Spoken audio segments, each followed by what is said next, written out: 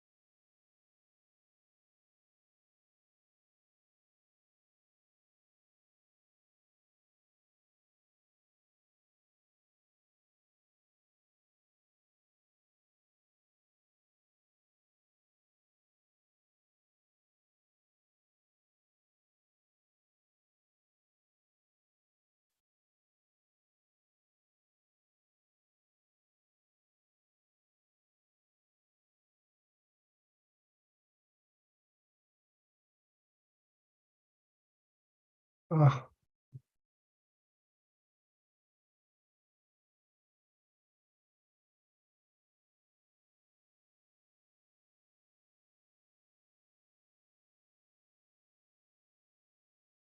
oh,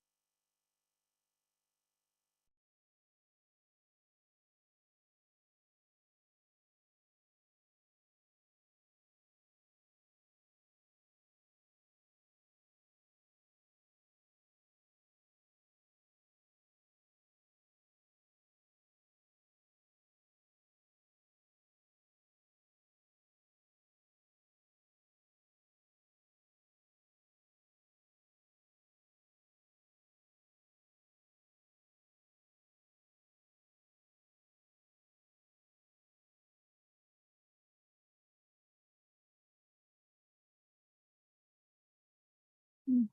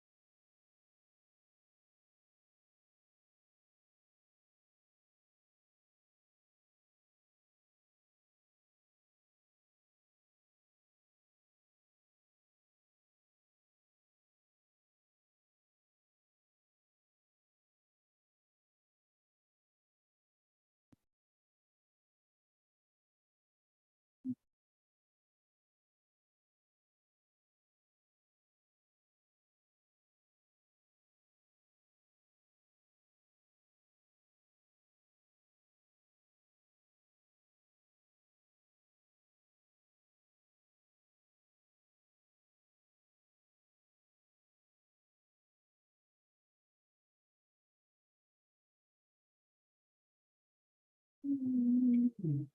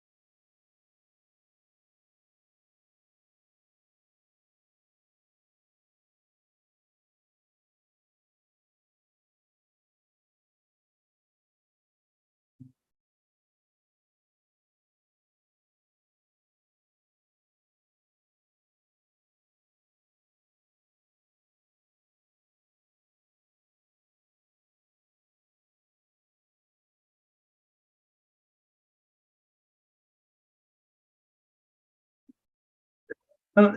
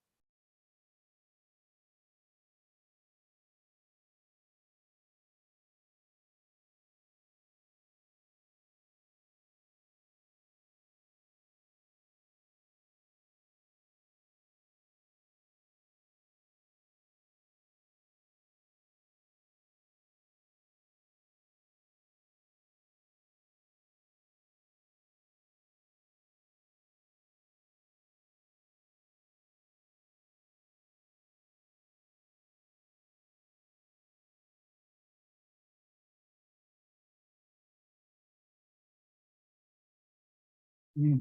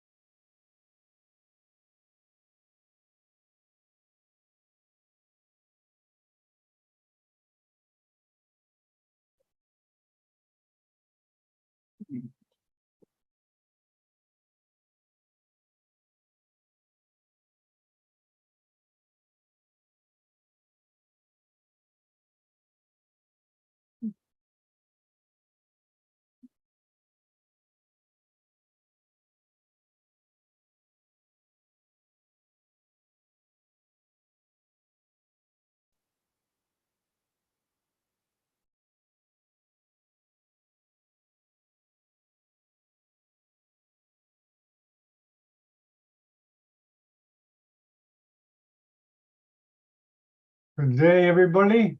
Good day, Dr. Cruzati.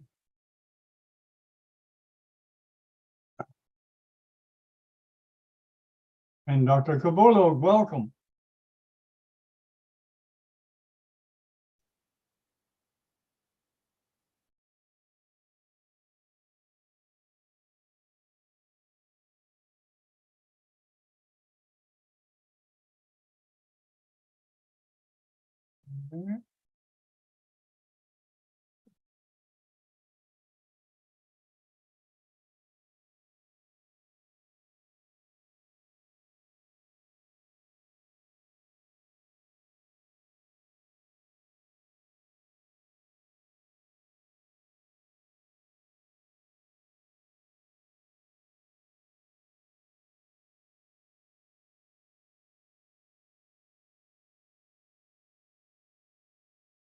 Hi, Dr. Cabolo. Can you hear me okay?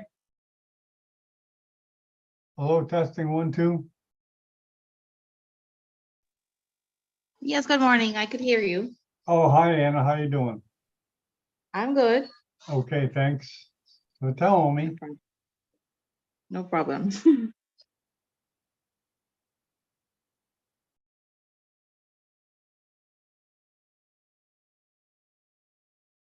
People are coming later and later to these. Hello, Dr. Bennett. How are you? Hey, Dr. Cabolo, how you been? I'm fine, thanks. And you? You want to test your camera and everything? Because your camera's out. Oh, Ray, you're on the beach. Oh, that's super. That's super. Yes. I didn't know Japan had beaches.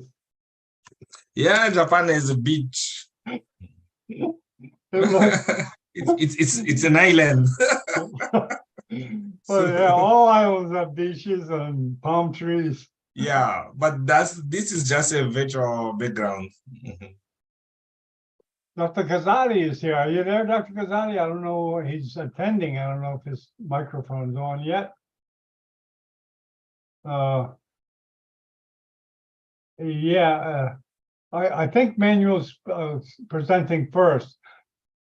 Okay, Dr. Cabolo? Yeah. Yes, according to the program. Yeah, yeah. And Ike will be here shortly.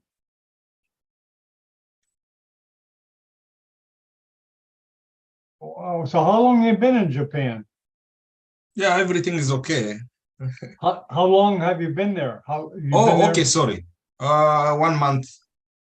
Oh, okay. And you're going to be there 6 months?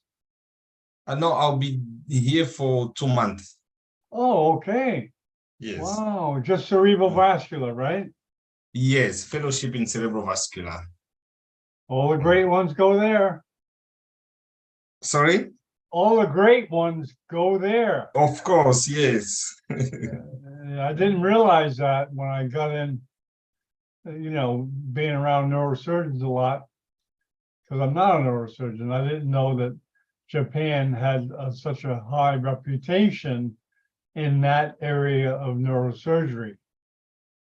Wow, it's one of the countries reputed in cerebrovascular. There is Professor Yoko Kato here, who is a renowned cerebrovascular surgeon in the world. Oh, okay. Yes. That's great. You want right there. There must be a lot of people following her around. Of course, people are coming here every time. They are fellows. When she does rounds, how many people are with her?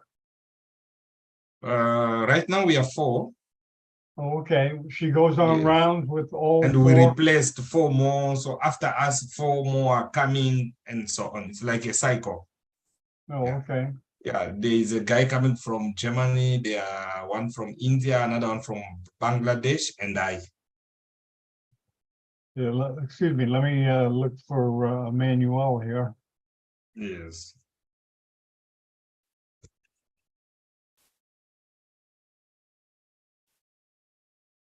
Manuel is there on the attendees list.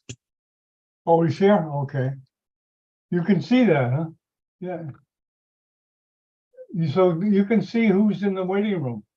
Yes, I can see. Oh, okay. I didn't realize that. I Hey, thought that Kabulo, how are you? I'm fine, thanks, Professor. Is it Prof. Kalangu or Manuel, Manuel? Manuel, your camera. You probably know that.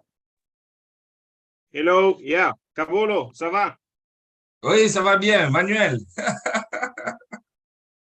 Je suis très bien. Très bien, et toi? Ah, je suis très bien, je suis très bien. Merci. Tu sais, Kabulo, Oui, Manuel. oui, hier, j'ai sauté un parachute. En bon? Tu n'as pas pris de photos pour moi? Oui, oui.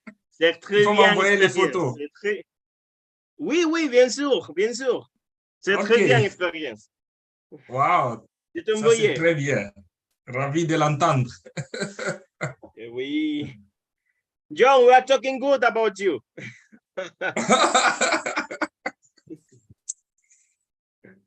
Hey, John. Hey, how you doing, Dr. Kazani? Hello? It's Manuel. Oh, Manuel. Okay, Manuel. Your Yeah. camera is Hey, not John, on. how are you? Yeah, can you? Good. How you doing, Manuel? Oh, good. I was saying to Kabulo yesterday, I have a day off in hospital, so I jumping in parachute. It was a good experience. Okay, is your camera working? No. Unfortunately, my camera doesn't work. Okay, yeah. All right, you Yeah, can it's present without that. Yeah.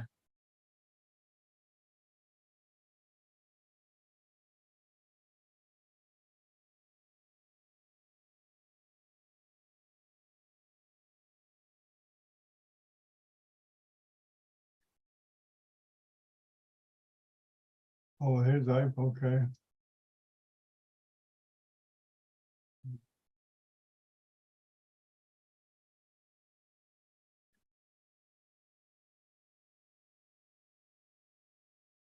I sent to Jeff also the link. I'm sorry? Hey, I sent to Jeff also the link. Hey, Professor Good. Cherian, how are you? Hey, Paige, good morning. good to see you guys. How are you? Hello, Professor. How are you? Hey, good to see you all. Good. How's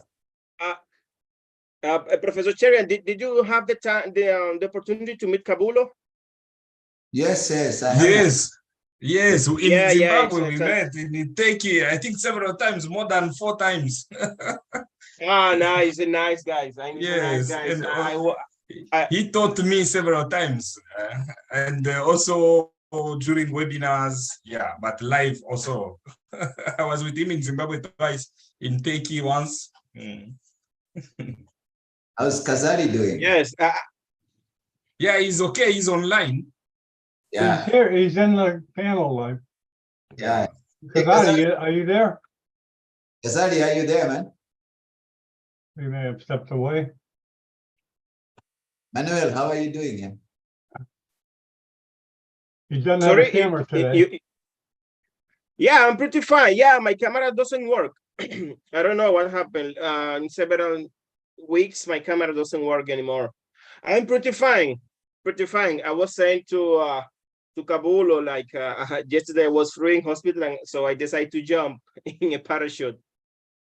Does anybody of you guys have that 3D glasses with you? These things. No, You you have got it? 'em?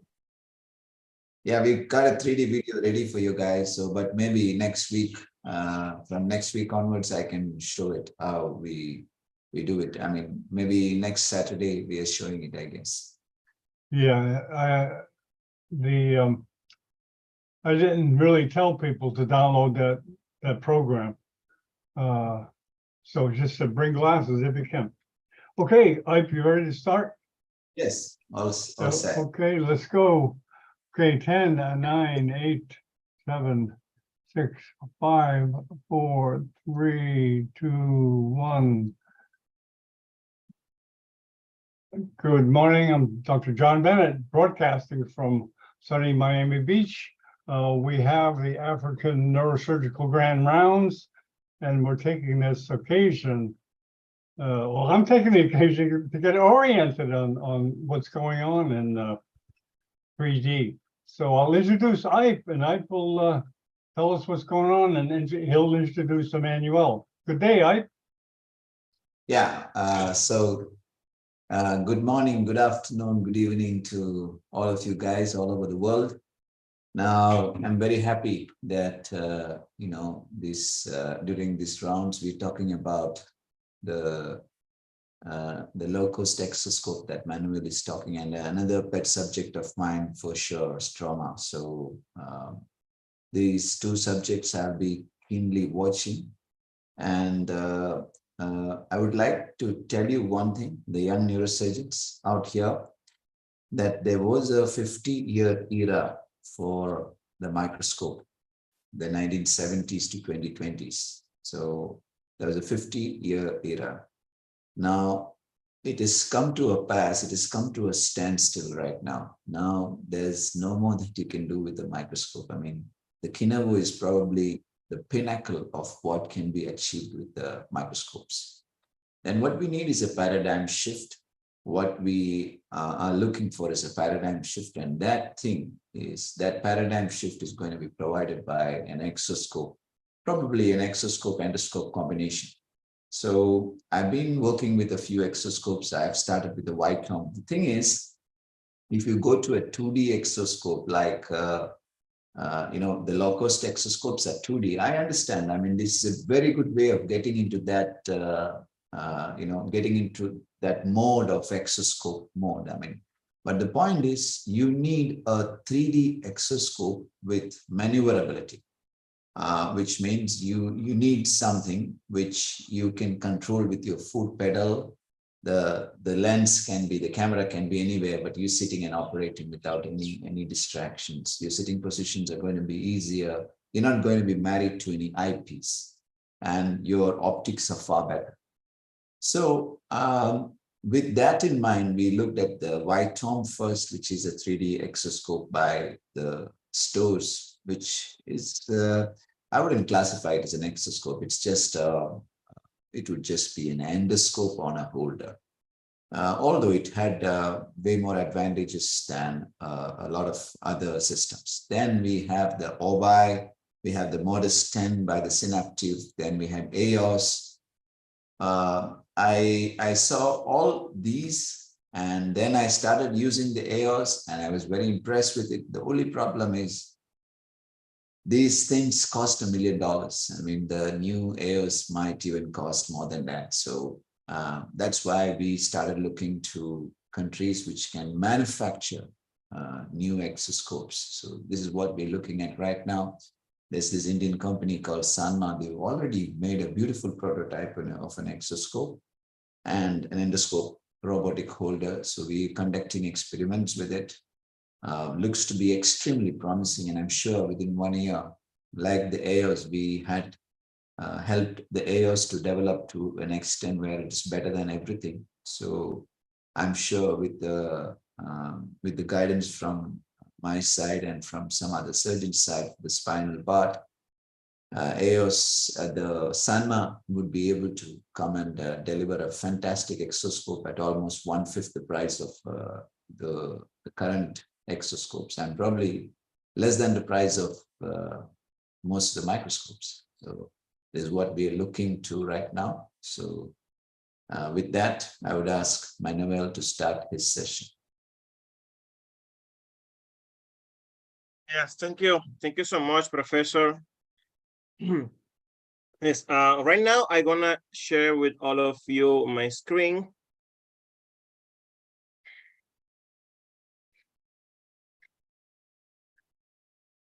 Give me a second because this technology is too advanced for me sometimes. Okay. Yeah.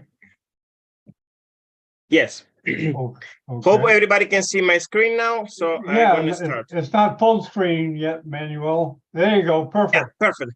Yeah, thank you. Once again, thank you so much for the opportunity to talk about this exoscope we are trying to develop, improve, and share with all of you. As good, some people from DR Congo are here because, as I say, in my second travel to Congo, I am already 60%, 16% Congolese. So next time gonna be 25. So first, there is no any kind of conflict of interest. Here I will gonna be talking about some companies, some devices, but it's because I use them and they give us a good result.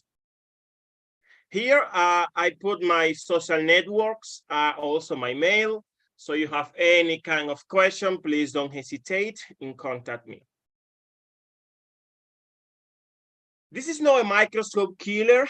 There is still a lot of stuff to improve. And as you know, and this old quote say, all the roads take to Rome. So there is different way to perform the surgery, but in the end, the main goal is the good result, the good outcome of our patient. Here I present a lot of countries. There is a lack of right equipment to perform surgeries. And here, this is some papers, some articles about the lack of the right equipment from some low-income countries. And these pictures here, let me move this. This picture here shocked me a lot. Why this picture shocked me a lot? Because you can see here a neurosurgeon is performing a surgery, and you can see what the assistant have. So we're talking about a light, a hand light to perform the surgery. This is the reality in a lot of places. This is the reality in a lot of places. And this is something we need to be aware. This is our last experience in Congo, in DR Congo. Was fantastic experience once again. Thank so much for the opportunities. Thanks to Dr. Jeff Nastalaya, to Dr. Kabulo, and all the team to make my stay there in DR Congo wonderful. This was my second one, and I am already 16% Congolese. There, we use this low-cost exoscope, and we make some demonstration. You can see here some demonstration, and you can see working distance.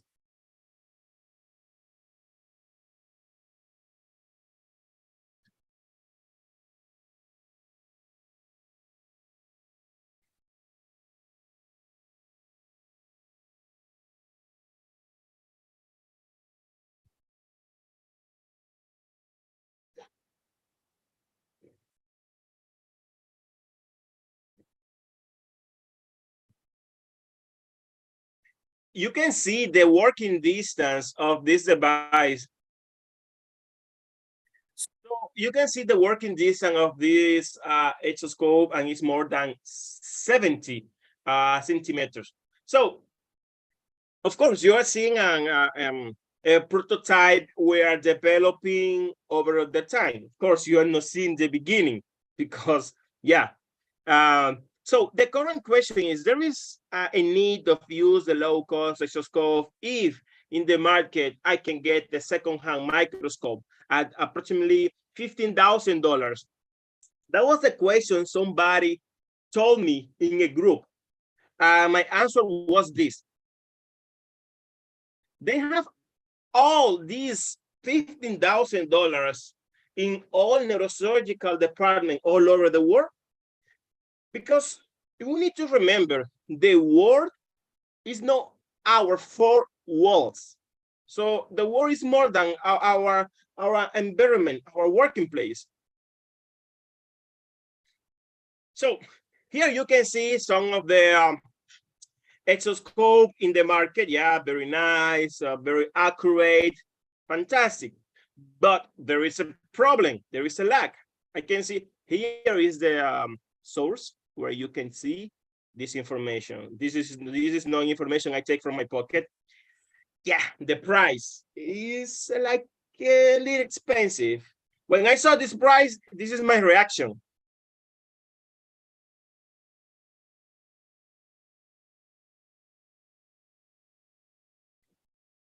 Yeah, so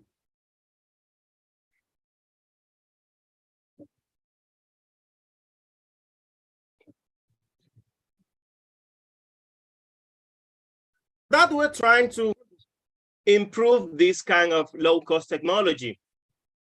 Right now, we are using a 4K camera. This is the old prototype, the first prototype. Well, right now we are using a 4K camera with a very good resolution. Of course, don't expect the James Webb camera. Not. Remember, we're talking about a low cost, but still, we use the word low cost, but this is not like we don't sacrifice the good treatment of the patient just to save money. No. You can see our latest model. You can see here. We are very proud because look at, you can see the working distance in the time. This is more than the working distance you're gonna need in neurosurgery. But for example, sometimes when you're making some spinal procedures, where you need to pass the instrument to your assistant, for example, and you need to be aware always to the microscope. So this can be a very affordable solution. Here, that was in the workshop in Kinshasa. This is the exoscope. This is Dr. Jeff. Dr. Jeff supports a lot this idea of this low-cost exoscope. And this is our next model because we are trying to improve this exoscope. They are trying to improve this idea. We're not trying to just stay in the one single place. As Professor Cherian say, yes, we need to develop a 3D vision that's going to be fantastic. We need to develop also a better movement because in the beginning, in our first travel to Kinshasa, the first exoscope we was using it, the movement, the arm wasn't the right one. So this is a lot of combination where we need to face. So here, one of our procedures in spinal surgery, using the first prototype. And you can see the installation time, how much is only 5 minutes. You can see here, this is one model we are not using anymore. This is a Wi-Fi version. So the idea is everybody in every department of neurosurgery can have this kind of product. So, and another question is, this exoscope I can use where? In neurotraumatology, spinal, neuro-oncology, neurovascular, and the answer is in all. We can use it in all neurosurgical procedures. At once, we was trying to submit one of our article was accepted, and one of the reviewers asked this to us. And we feel very proud because as you can see, they don't even believe we're talking about an exoscope because look, you can see here what they say. Are you sure we're talking about the same topic?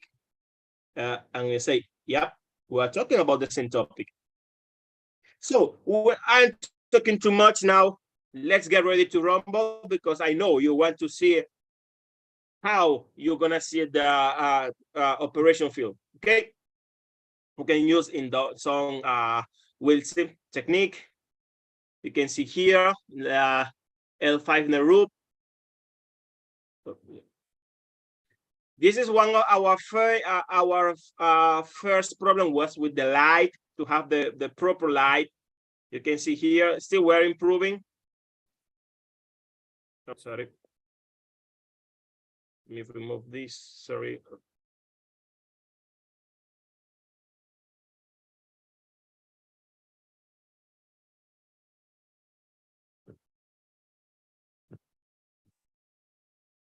Okay.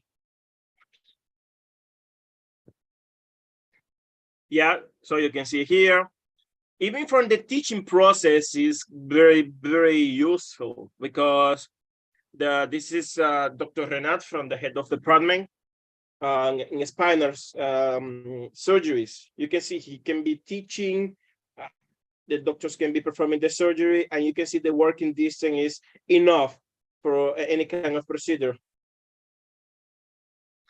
Yeah, for example, here during an ACDF, we're using the exoscope during the removal of the disc in the disc process part.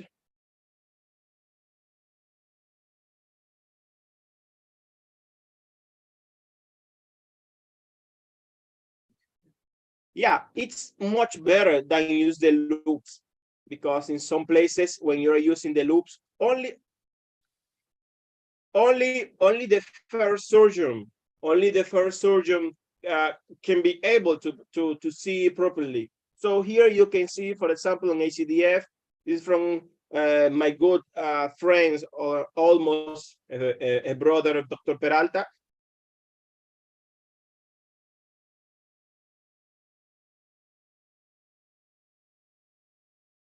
So as you can see, when you have the proper arm, the proper light, that's all what we need. We can perform a very, very successful ACDF. Let me go a little more forward. You can see here the residual disc. Yeah, it's all good, it's all clean. Open, yeah, open the posterior longitudinal ligament.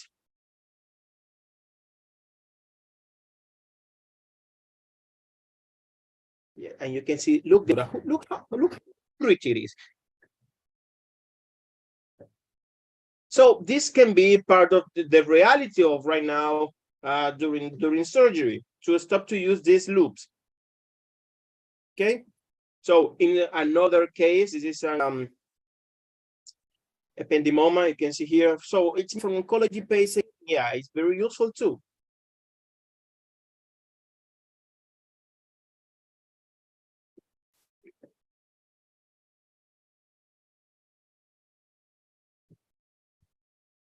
So we're trying to use also in some trauma patients to perform cystonostomy, because in cystonostomy, the proper way is to use magnification.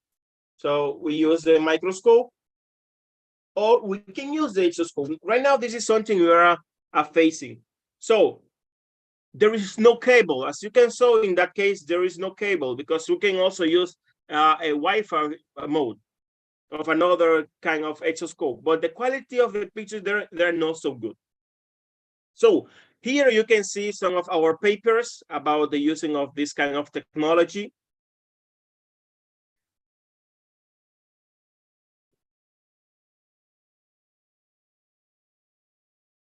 Yeah, neurocysticercosis too, in aneurysma, of course. We're planning to have the opportunity to perform a bypass surgery and use this kind of technology. So you can see you can open.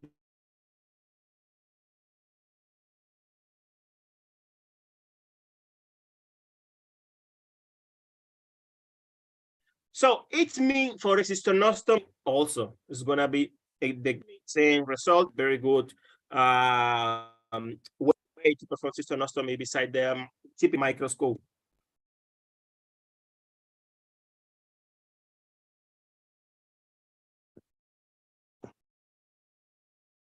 Yeah, already the clip process. Again, also for peripheral nerve surgery to perform the graph, you can see here already. This is, let me start with this one first.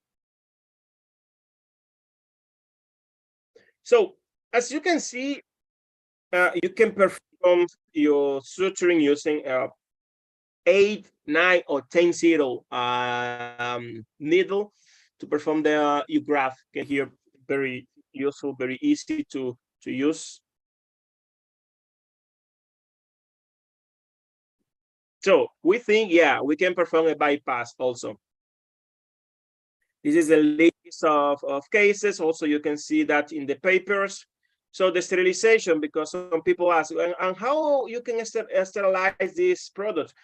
We sterilize with gas. So if we sterilize with gas, it means the cable, the electronic parts, all is gonna be clean as my feelings. And you can also, you can use it in surgery very fast and very easy. Because, you know, usually we're using bags, plastic bags from the microscope, but remember that have a cost. The plastic bag for a Pentero costs over $80.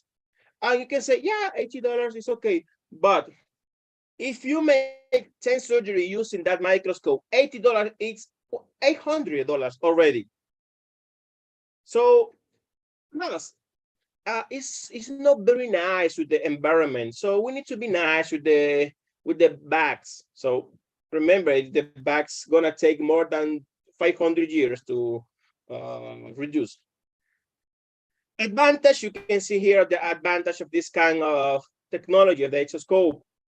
For definition, the ability to all the team gonna be involved in the surgery.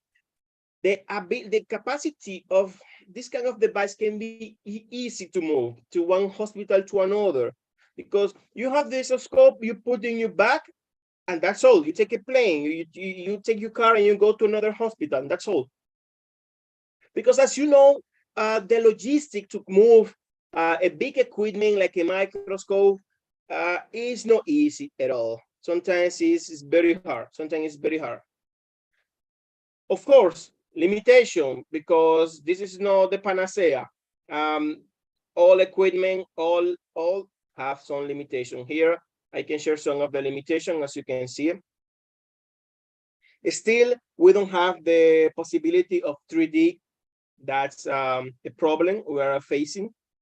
Also, because the learning curve, is, we need to reduce it. But in people experience with it's gonna be very easy. I always say, if I can do it, everybody can do it too.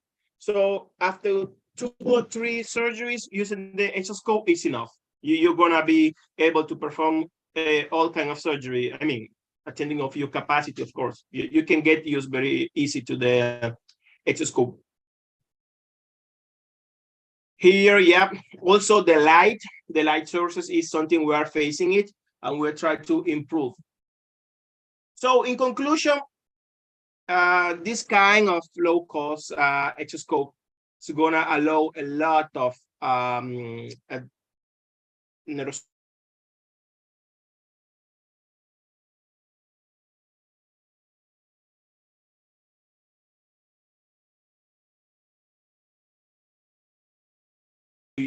use an extra bags or something like that. You don't need to spend extra money on it. The learning curve is after 2 or 3 times using it is gonna be enough. And in the end, of course, this is the phrase I like it. This quote very much. It say, one day when we are not here, we will be what we have done and in the way we change others people's life. Merci beaucoup pour la attention. Thank you so much. Okay. Okay, very good. Thanks, Manuel. You know, that we're seeing a side of neurosurgery that I know I'm not a neurosurgeon, but I've never seen that side of it, of going to the economics. And do you want to comment are you there, right? You may have stepped away, being a busy neurosurgeon. Yeah, it's true. Hi, Dr. Gazzotti, welcome.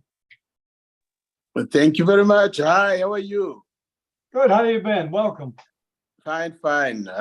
Thank you very much for giving me the opportunity to comment. Manuel has made something extraordinary because we're used to think that to get perfect instruments, you have to pay a lot of money. But if you focus on what you want really, you can find things which are less expensive and affordable for the budget, particularly neurosurgeons who are working in challenged countries can also afford and then can work with that tool. It's a very nice tool. I saw it and we discussed a lot about it. And I think, Manuel, you have really encouraged to continue to improve it, and it will save a lot of lives so that the economy is no longer the major obstacle. Thank you very much for bringing that idea to the world, to all of us. Thank you. Thank you so much, Professor Casade, for so very kind words. But I need to say I cannot take the credit all to myself. I have a lot of people like you, like Professor Cherian, like Dr. Jeff, Cabulo, Peralta, everybody give idea, give support. And I always believe if one day I can see further, it's because I am a dwarf in the giant shoulders. Nobody can do the stuff alone. Always need support and good teachers to improve people's ideas. Thank you so much, Professor. Do you want to comment?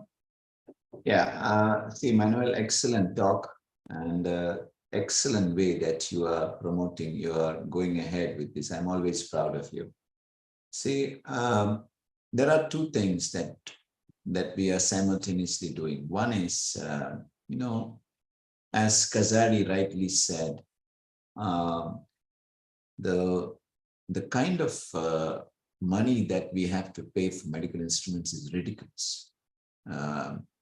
And especially since we are in a country where the aneurysm surgeries and skull-base surgery, the charges are literally nothing.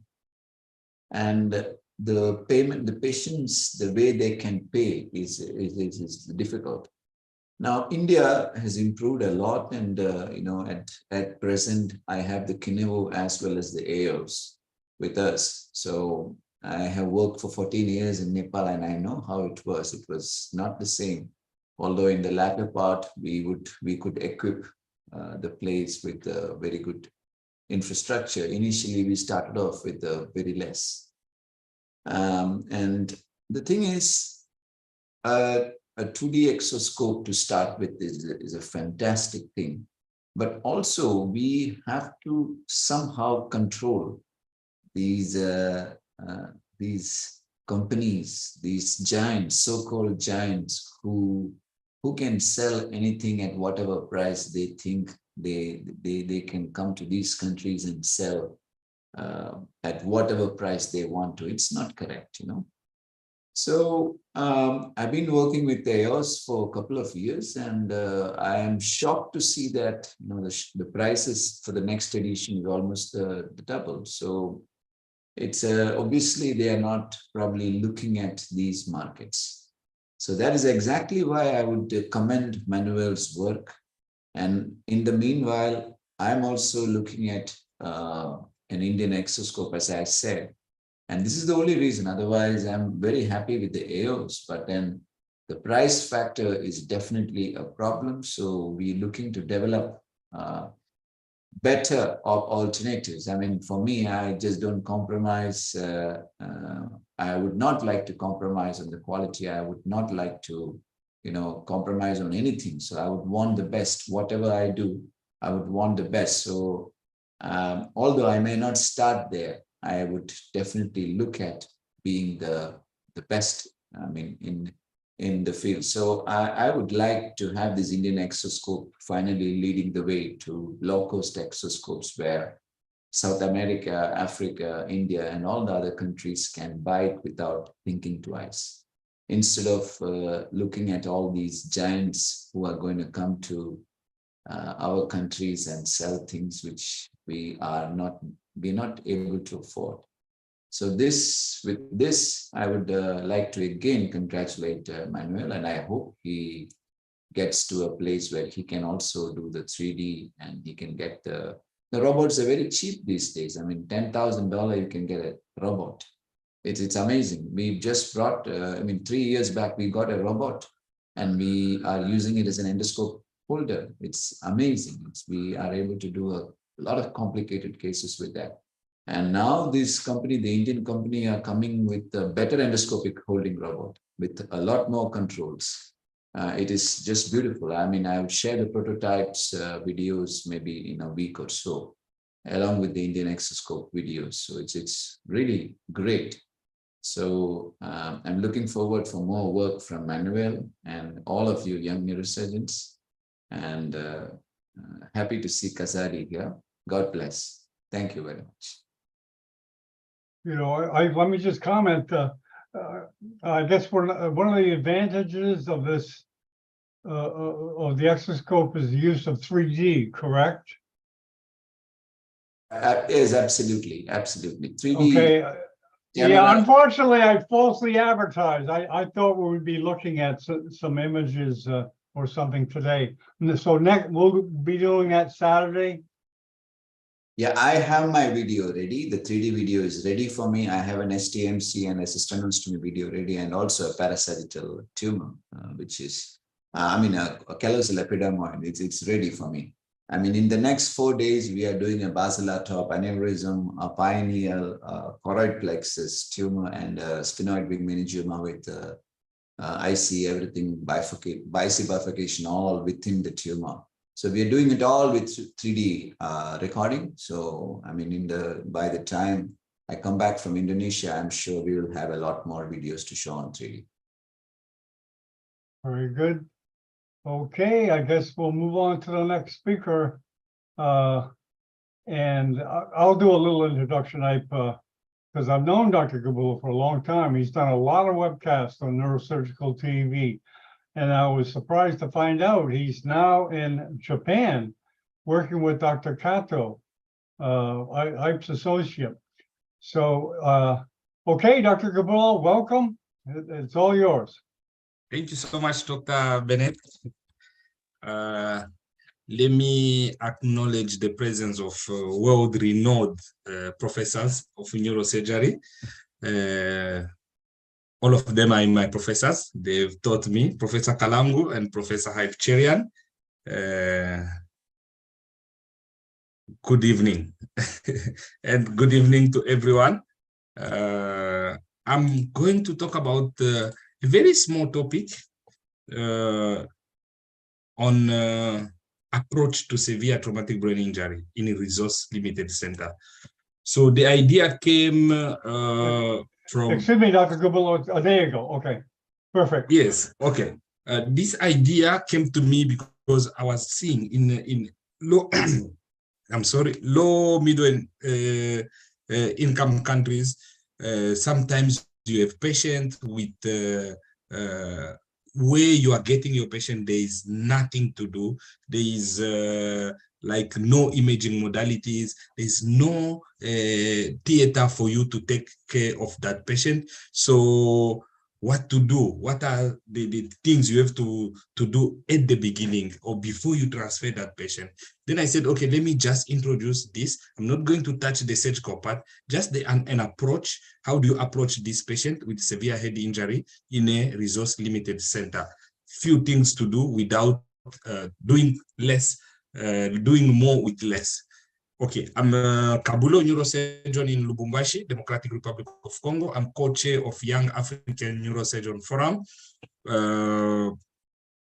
As you know, traumatic brain injury is a leading cause of death and disability in trauma patient.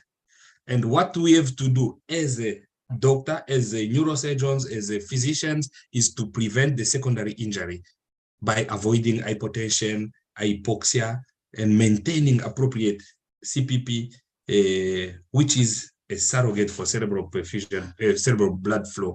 Usually the primary injury is very difficult for us to prevent because the patient is coming to the hospital already with that. So we are there to prevent the secondary injury.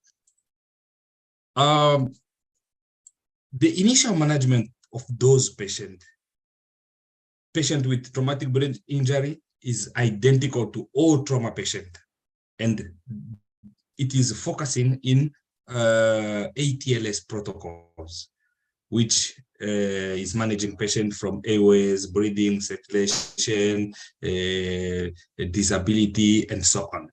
So it's like almost the same, but we are going to pick up few differences from those patients, comparing those patients to patient with head injury. And this approach termed the initial assessment. What you do is to prepare your patient, you do a triage, then you do your primary survey. After primary survey, during the primary survey, you have to pick up the life-threatening injuries or conditions, treat them, fix them, then you move to adjunct to the primary survey, then you do your secondary survey, and so on. This approach is centered on to treat what is first, treating first what is first by following the pathway of oxygen. Remember, when you are breathing, oxygen comes through the superior airways, then going to the lungs. From the lungs, we breathe that, then to circulation. So you're starting from airways, breathing, then circulation, following the pathway of oxygen.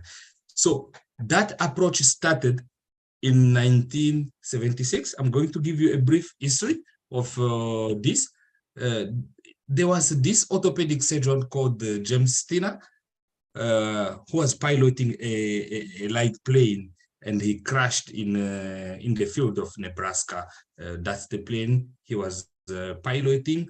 So it's like how the tragedy created the ATLS protocol. There's a paper written on that, remembering how he changed medicine approach to trauma.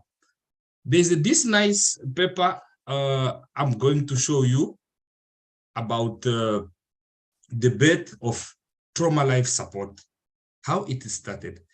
This paper is nice because himself, James Steiner, is explaining what happened to him when he had the crash. So he was coming from Los Angeles, California. It was in February, 17 February 1976, where he was going back home to Nebraska after a wedding, a Valentine's wedding. Then there were 6, him, the wife, Charlene, and 4 kids. They crashed in the field of Nebraska, and the wife passed on spot. But him and those 4 kids were severely injured. There was one with a depressed skull fracture among those kids, another one with frontal lacerations and the fracture of long bones, others had the fracture of long bones. He had also rib fractures and laceration on the forehead. he was worried about because those ribs which were fractured were just over the spleen. Then he was worried about a spleen rupture. Imagine, it's a very long story. We are not going to go deeper. He left the body of the wife, the kids, and he was looking for a road where he can find someone to help them. Especially, of course, he got two guys driving a car. They went there for their rescue. Then they took them to a very small hospital, in a rural hospital in Nebraska. Unfortunately, what he was seeing there was not correct, because they found only a nurse. Then that nurse told them to wait for the doctors. Two GPs came, and they took the child with depressed skull fracture to the X-ray. He noticed that they did only skull X-ray, but they didn't do the C-spine X-ray. Then when they came, there were four kids and himself. Only one got an IV fluid. So he was seeing all those things. Then he said, no, I have to leave this place. Please take me to a big center. Then they sent an helicopter to go back to the big center. When they arrived there, they were treated. And he found there his colleagues. And those colleagues, they were like friends, they worked together. Then he said, okay, can we help those guys who are in Nebraska to teach them how to treat patients, how to treat trauma patients? There were two, then the third one came. Of course, that time, there was already what was called the advanced cardiac life support. So they took that model from that advanced cardiac life support. Then they created this ATLS protocol, and they started to teach. That's how this started. It's a very long story. I'm just going to mention that this paper, everyone can get it and read. It's a fantastic story, how the tragedy created the ATLS protocol. Then the orthopedic surgeon said, when I can provide better care in the field with limited resources than what my children and I received at the primary care facility, there is something wrong with the system, and the system has to be changed. That was his sentence. Now, from then to now, we have more editions. The one we are using now is the 10th editions. As you can see, there are previous editions. The one we are using, the current one, is dated from 2018. So these are the phases. You have to start with primary survey, then secondary survey. In primary survey, you find the problems, you fix them, then you go to the secondary survey and you stabilize your patient. Let us start with primary survey. During the primary survey, you have to identify life-threatening conditions. You have to prioritize them. Then you have to treat. So you are starting by airways. You check your airways. If there's a problem, you fix it. Then you move to the breathing and so on. Let us go one by one. Airways. This A, it's airways and C-spine. So the moment you are looking for your airways, you are trying to free your airways, kindly protect your C-spine, because C is also in, the C-spine is in airways. At this moment, you can't hear your patient snoring. Once you hear your patient is snoring, it means something is wrong. Your airway are not patent. Go and check for the foreign body. Is it a clot? Is it a fractured mandible? Fix it and clear your airways. But there are some maneuvers you have to do, like chin lift and jaw thrust. You have to make sure that your C-spine is intact before you do this. At this level, you have to make sure that your goal is to have a patent airways. Then from there, you move to the second level, it's breathing, B. Breathing, you look, you listen, you check your chest.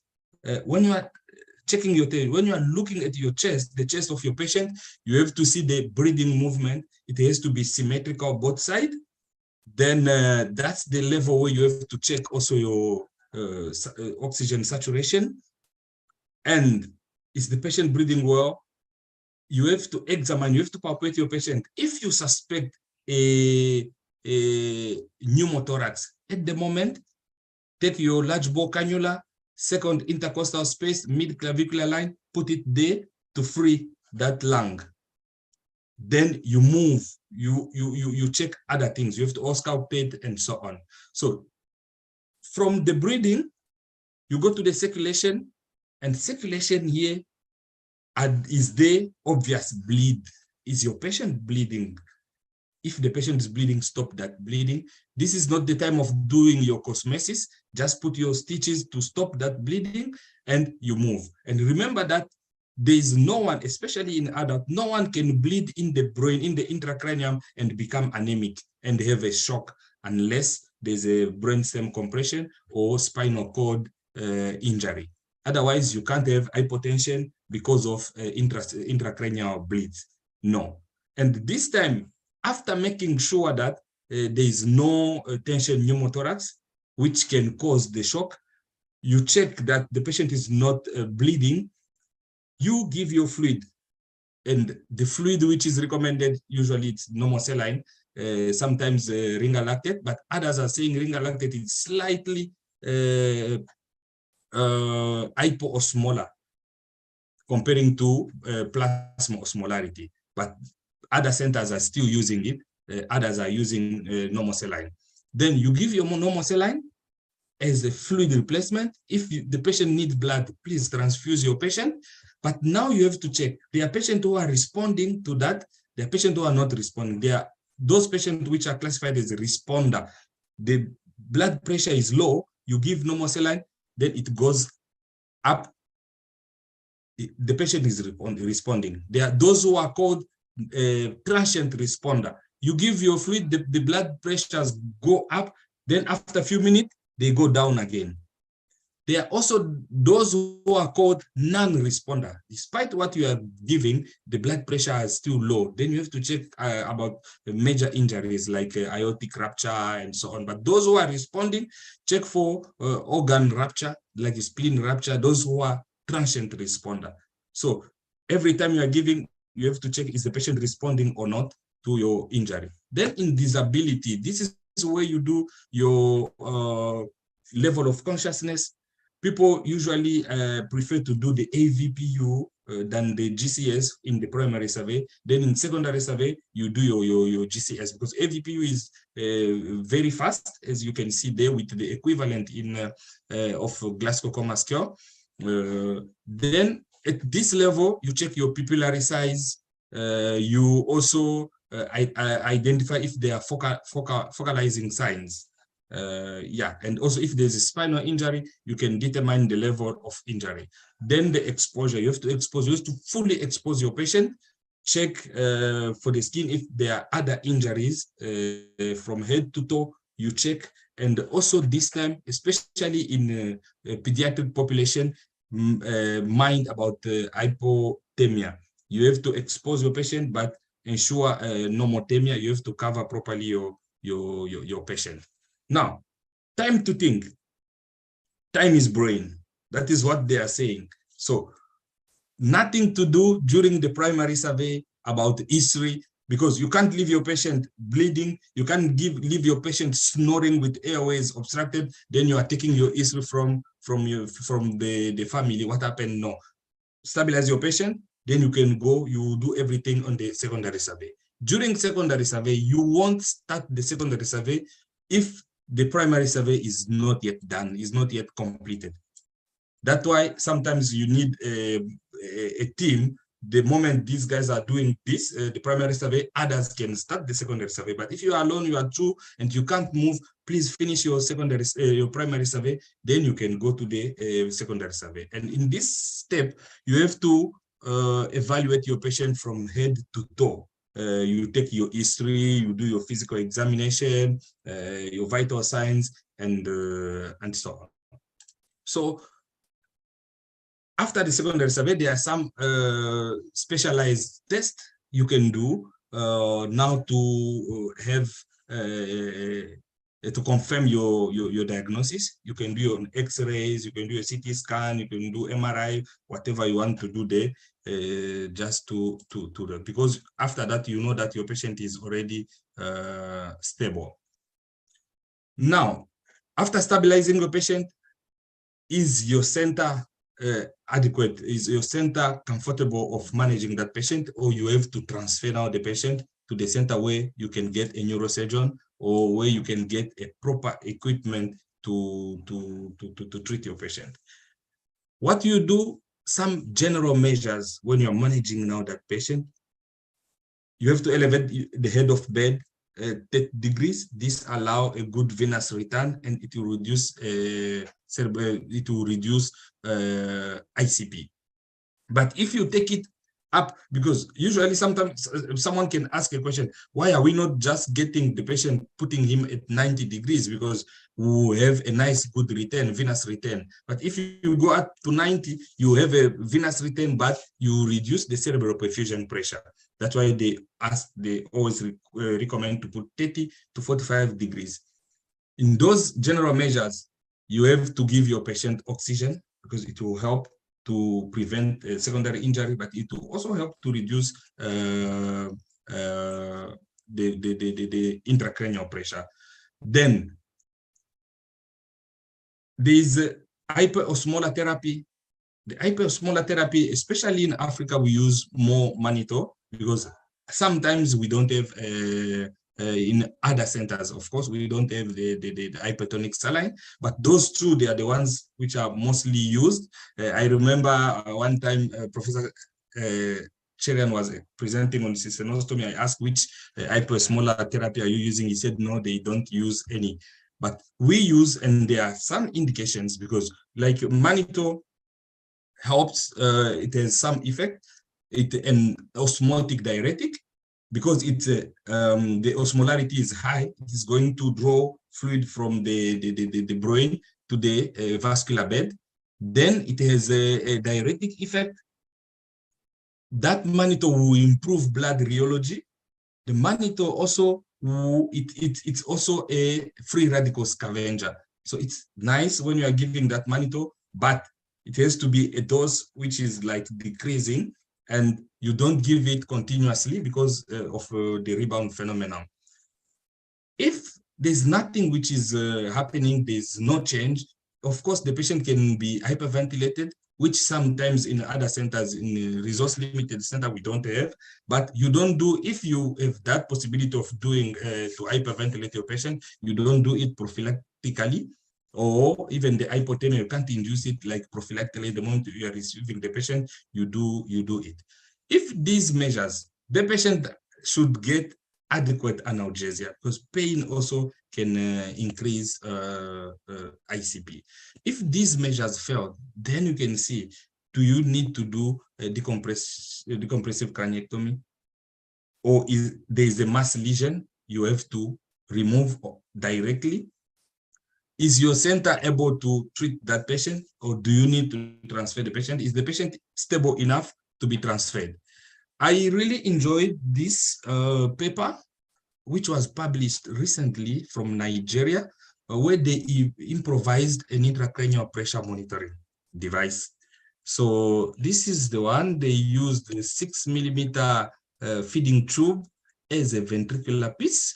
Then they got the CVP manometer. That tube was connected to the CVP manometer, as you can see there. So after operating the patient, they were putting this. They compared the patient, like those who had this ICP monitoring and those who didn't have ICP monitoring. They found that they had also a good result. It was just a preliminary report. They are still continuing to do it in resource limited center, and it's doesn't cost a lot. It's like $10 to $20 comparing to the ICP monitoring, which cost a lot. In summary, we have to do adequate resuscitation for those patients to prevent secondary brain injury. We have to prevent hypovolemia and hypoxemia, because hypovolemia and hypoxemia double mortality. We have to treat the shock aggressively, We have to resuscitate with normal saline, and others are using ringers lactate. Do not use hypotonic solutions. And remember, the goal in resuscitating the patient with brain injuries is to prevent secondary injury. These are my references. We are waiting for you in 2024 for the CANS meeting in Kinshasa. We'll fix the date soon, where you are going to enjoy rare species which you can only find in Congo, like okapi and bonobo. These are disappearing species. You can't find them in all over the world, only in Congo. And that's our mighty Congo River. Before that, let us meet in Cape Town for the 18th World Congress of Neurosurgery in December this year. Thank you so much. Okay, thank you very much, Dr. Cabullo. Ipe, are you there? Are you here, Ipe? Yes, I'm here. Okay, go ahead. Yeah, no, I'm very glad as to how Cabullo has presented the scene in a developing place. But I would still want all of you young neurosurgeons to completely stop following all these things that are being told to you about trauma. And as Manuel has spent some time with this, I'll tell you, I worked in a developing country. I mean, one of the poorest countries in the world for 14 years. And I can tell you very clearly that microneurosurgery has a big role in trauma. And yes, the rest of the parts, the ICU management and this all is very important. But I mean, decompressive hemicraniectomy has absolutely no role except when the patient is past the stage of salvation. That is when, you know, to just show that somebody can do something is when you do a decompressive. I know a lot of senior people will not agree with me, but that's the only way. I mean, 14 years I've been telling this, and this is the only way. Microneurosurgery is, I mean, it's out of your comfort zone. It's definitely out of all of yours comfort zone. It's difficult. You are saying you don't have the infrastructure for it. I didn't have the infrastructure for it in Nepal as well, but make it. Okay, now you say you're not trained, and at night, swelling brain is going to be difficult. Yes, it is, but neurosurgery is like that. Okay, if you go into Formula One racing, it's difficult. It's risking your life. So it's the same way, it's neurosurgery. So go out of your comfort zones and get trained in microneurosurgery. See, I remember Manuel staying with us, and he used to spend days in the lab. I mean, sometimes even nights in the lab. We were worried for him. Okay, but that is how it should be. So today, if he's doing cystonostomy, that is because he's come to all the cases, and then he spent so much in the lab, and then he's making his own 2D exoscopes and doing cystonostomy. So I'm very proud of him. So this is the way to go about. Okay, so I want all of you young boys, young people, to get into microneurosurgery for trauma, because that's something which is available everywhere. And instead of following these Western texts and the method of non-neurosurgical interventions and the method of 100-year-old surgeries, throw that all away. Throw all that textbooks which tell you this, throw that all away. Okay, burn it. And then go practice what is new, what is microneurosurgery. This has happened in skull base and vascular and in other parts of neurosurgery, and trauma still is under this curse. So please, this would be my advice. I know it's a bit strong, but that's how it should be. Okay, so practice microneurosurgery. If anybody would want to come to Karad, stay with us and learn, please, you are very welcome. Very good, Ipe. And you have a meeting Saturday And let me show that. It's Neurosurgery Innovations, Saturday, 8 o'clock IST. So see the webcast, 3D. That's when we're gonna get to use the 3D glasses, right, Ike? Yes, yeah, you got to get these glasses. It's $1 or something, but all of you need to get these glasses, and then we can. Yeah, they're the these glasses. You can get 10 of them for $5. But I guess we'll see what they're good for, because I guess they improve the vision, right? Ike, of the field of operation. Yes, absolutely. And if anybody has any questions or comments, maybe they should go ahead and ask. Okay, Dr. Cabullo, I believe we have a question here. Serge, you have a question? Go ahead, Serge. Yes, I see there's a raised hand there. Yes, Serge Dilba. yes, There we go. Go ahead, Serge. yes, thank you very much, Dr. Cabullo. Good morning, good afternoon. Can you hear me? Yes, We can hear you. Yes. Can you hear me? Yes, we can hear you. Right. Thank you very much, Dr. Cabullo, for your talk. It was really enlightening, and I think I get where Professor Charian is coming from about young neurosurgeon learning microneurosurgery. But Cabullo's talk is really relevant in the setting where you don't have neurosurgeons to talk about. I practice in Zimbabwe, and from time to time, I have to go through various districts for them to realize those steps in the ATLS protocols, because most of the time they will have patients with head injury, and they will just transfer the patient without doing the basics. And the basics is essentially what Dr. Cabullo talked about. So we have to re-emphasize that before you transfer the patient, that patient has to be stabilized.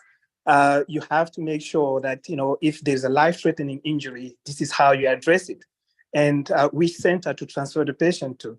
So as much as young neurosurgeons are becoming more acquainted with microneurosurgery, but most district peripheral hospitals do not have access to neurosurgeons. And that's where, teaching the basics of the ATLS protocol is extremely, extremely important and valuable. Thank you very much, Dr. Cabullo, for your talk once again.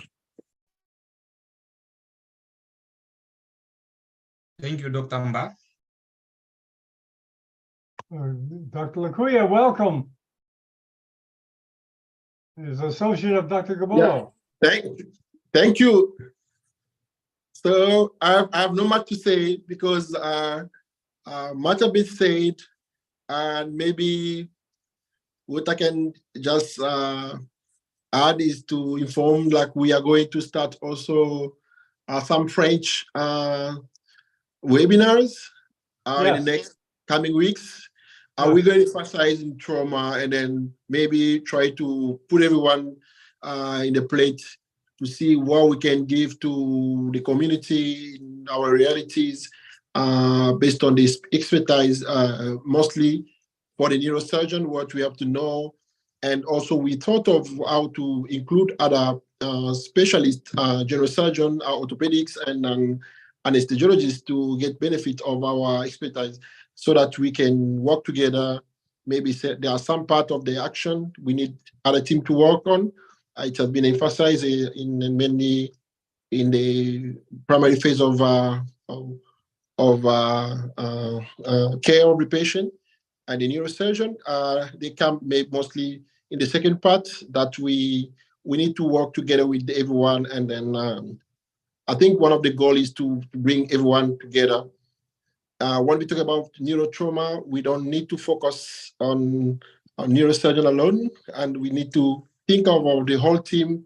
We're working together. That's what my emphasis. But that will be implemented with our French seminars, French webinars we are going to have I hope we're going to see how to advertise it properly. Thank you. Yeah, welcome, Dr. Lacuya. You know, I didn't realize that so much of Africa was French, that spoke French, and I'm welcome to hear that. We had briefly a few French neurosurgery webcasts. We're going to restart it, and we can address things like the need for ATLS, not necessarily neurosurgery, but ATLS, start at the very beginning, and involve. Something like we don't have a ATLS version in French, and it's really difficult when you try to teach ATLS in the French communities, and some words are not really quoted as it is, and also some maneuvers are not properly done as we need, and all this is language barrier. But we want to try make like a transition of improving mainly in the French community. Of course, we shall still have English spoken presentation, I mean, but always we need to have evidence-based medicine, both English and French, mainly in Congo. That was our goals to go on. And really, I'm proud to see all the big seniors. I think all of them here in the panels. I've seen Professor Kazadi is also, I speak good French. I think he's going to support most of the activities we're going to do. Of course, everyone is welcome if they want to go to do next. Thank you. Okay, stay tuned. You'll be seeing webcasts in French. And I'm sure you guys get all the emails and advertisements and all that stuff. So, okay, I guess we'll close it up. I do you have anything to say, in closing? If you're there, if you're not there, that's okay. You guys are so busy and so run all over the place. I really admire you guys. Okay, thank you for coming, Dr. Kazadi. And also, Dr. Gabulo, thanks for the great presentation. And Manuel, are you there? Are you still there? Yeah, I am here. You want to say anything in closing? Well, in the end, thanks to Dr. Cabolo for some nice presentation. And yeah, it's you know, we need to close these gaps between the low-income countries, the high-income countries. As Professor Cherian say, yeah, some companies put just the name, and that's all. But it doesn't work like that, because you saw people's life is it don't have a price, and $1 million, $600,000 is not possible for all the places to have a proper equipment. So we need to push our boundaries, try to do our best. Again, thank you so much for a lot of people who collaborate in these ideas we're having from people from Congo, like Cabolo, Professor Casadi, Dr. Jeff, people here like Dr. Renat, Dr. Peralta, Professor Cherian, and also to you, John, because you like this idea. Yes. Well, it seems to have value. It just seems to have value. I think Serge has a question. Go ahead, Serge. You want to ask that question? No, my apologies. My hand was still up. I didn't. Oh, I thought, how much is the exoscope? Did you already answer that, Manuel? You already answered that, right? Yeah. I'm here. Sorry, can you repeat me the question? No, I was asking how much is the exoscope, like the minimal price for that we can access it at? Well, for example, right now what we're doing with Dr. Jeff. I'm gonna send you his number. We're trying to, because we're collecting pieces together, and we're now making like the prototypes. We're making the prototypes, and the idea like we don't increase the price, and that these can be affordable. So right now, what you can get is some prototype we are doing, but what you need to think about is going to be in sales, because we are not a company. I am not a part of the company. We're just getting the pieces together. So I can send you to Dr. Ntalaja, and he can help you that in Africa to how you can connect with the company. Is there a price range approximate? Manuel, would you say between 15 and 50? Or can you say, or you can't even say? Yeah. Well, for example, the prices right in the pieces cost something like $2,000, $2,200 that the pieces we are getting it. But is as I'm telling you, it's not like we are not a company. I'm not a part of a company or something like that. For that, I don't. I start saying like You just want to get a workable exoscope. Yes. That's It's the a point. basic That's the point. minimum Because price. in the beginning, beginning, I started with some very cheap one, but later we figured out you cannot put it like you cannot get the I don't want to say like some countries pieces, some Asia country pieces. I don't want to even mention the name because I want to travel there sometime. So right now we are working with some German pieces, some German part, and they are very good quality. And for that, the price increase, but it's when we want to have good quality. Okay, very good. We'll keep close tabs. Okay, we'll end this broadcast. Thanks to everybody for coming, and stay tuned for new developments from Africa and from the world of the exoscope. Thank you. Thank you, Manuel.